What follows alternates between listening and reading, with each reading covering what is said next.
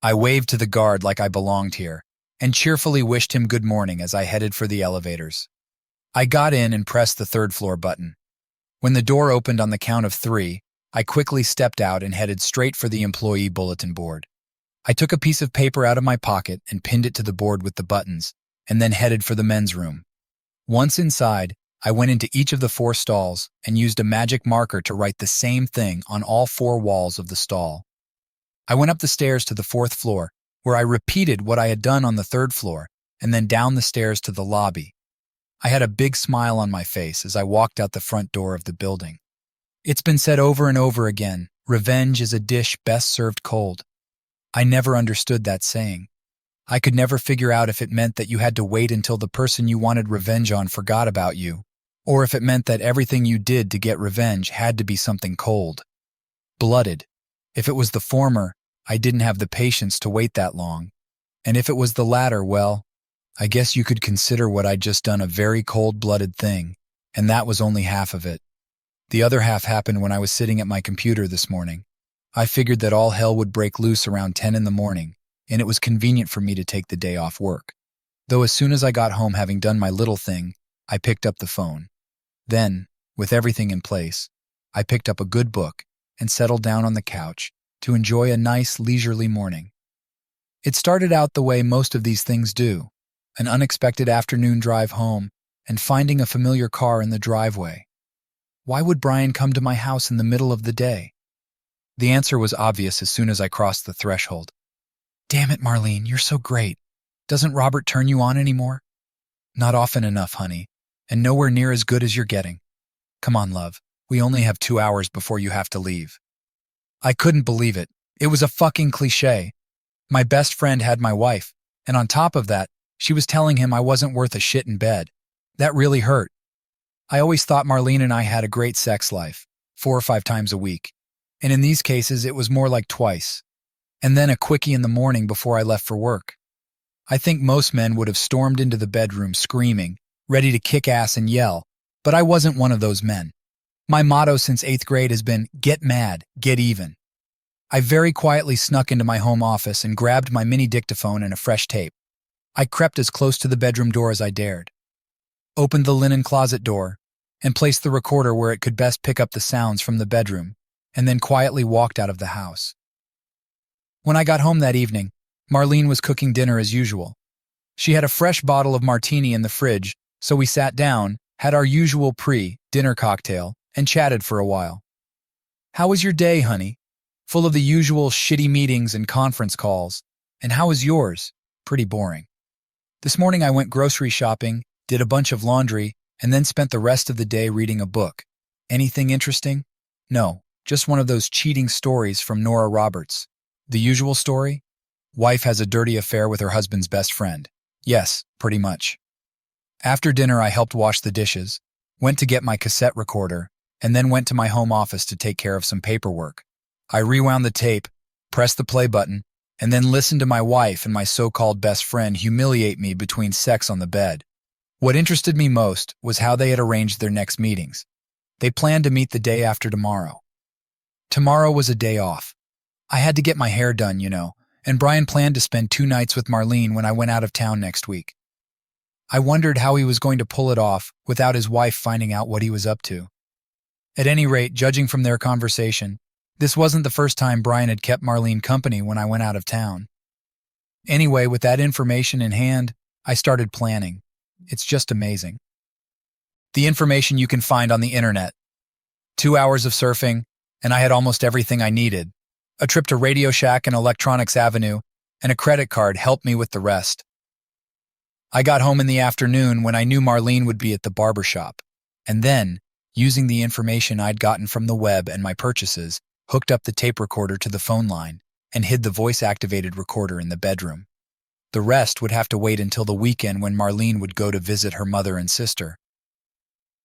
That night when I got home, I pulled the tape out of the tape recorder on the phone line and listened to a 10-minute conversation between Brian and Marlene, in which they told each other how much they missed each other and could hardly wait until the next day when they could be in each other's arms again.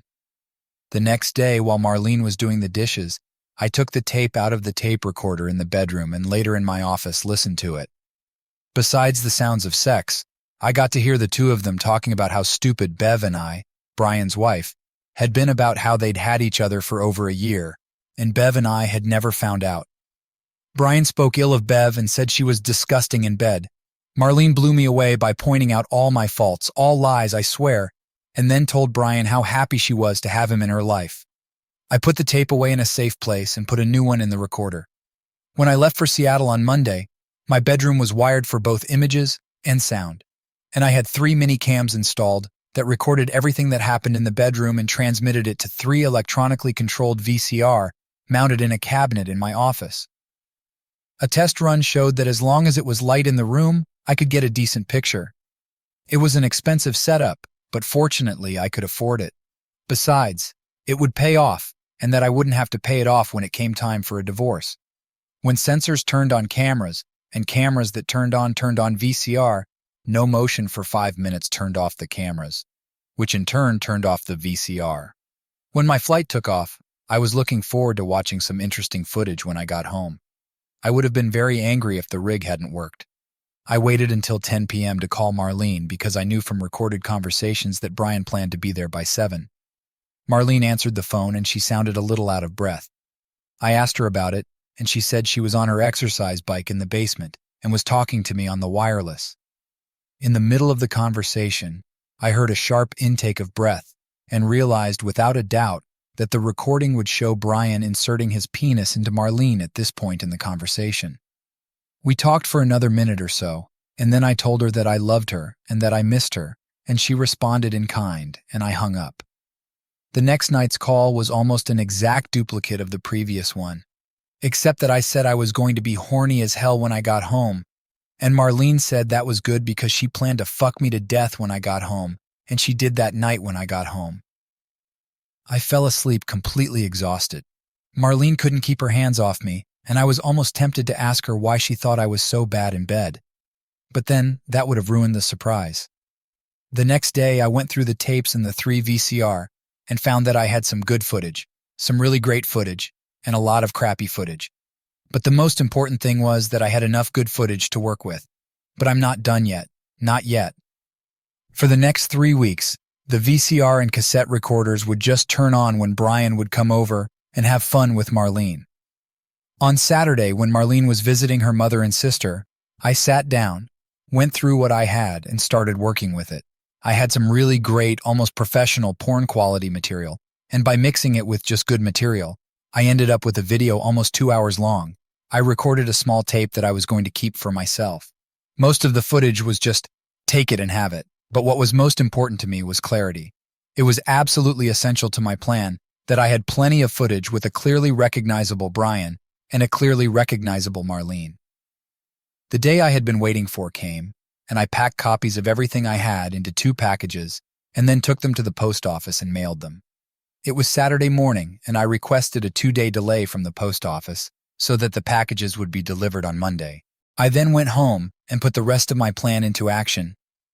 2 days later, a couple of computer keystrokes and a visit to where Brian worked, and it was over. All I had to do was sit back and wait. Brian came home from her weekly visit to the beauty parlor and was surprised to find me lying on the couch reading a book. She had some groceries with her and went into the kitchen to put them away. "Honey, did you know the phone was disconnected?" "No, honey, I didn't know that. I must have turned it off while I was making myself a sandwich and didn't notice." No sooner had she put the receiver back on the lever than the phone rang. "Hello, what are you sure? What are you going to do?" "Okay, I'm going to go take a look. Where was that again?" I heard her come out of the kitchen and head into the living room where we have the computer. About 2 minutes passed and then I heard a sharp scream. I smiled to myself as Marlene watched her own porn video. 2 minutes later, she burst into the room. "You bastard! What have you done? I made you famous, honey. By now, your name should be on the rumor mill, at least among Brian's colleagues. It's probably unfortunate that he works for the company his father-in-law owns, but hell. According to him, Bev was a worthless wife anyway, so he won't miss her when she's gone. And I doubt he'd want to keep his job and run into his former father-in-law every day. On the other hand, He may not have any say in whether he stays or goes. It will probably depend on how the father-in-law feels when he opens the website and sees what Brian is saying about Bev. I looked at my watch. Bev should be opening her package right now, at least if the post office delivers it to Bev Street on time. A package. What package? Nothing much. Just copies of all the recordings I've made of you and Brian over the last 3 weeks.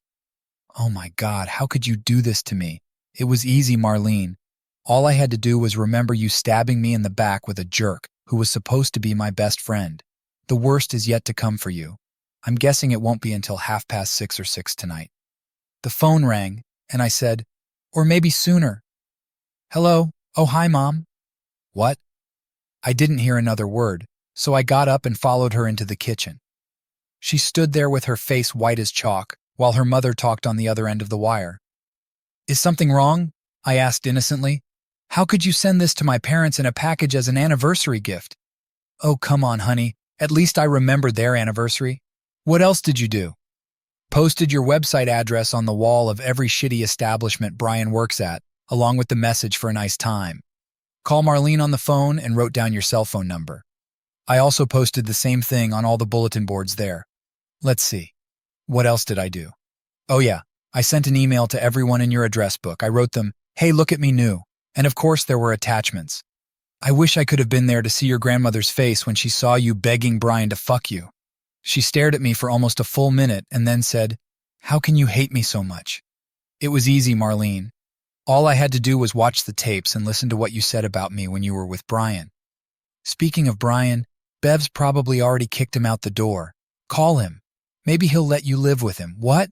Why would you say something like that? Why in God's name would I want to live with that jackass?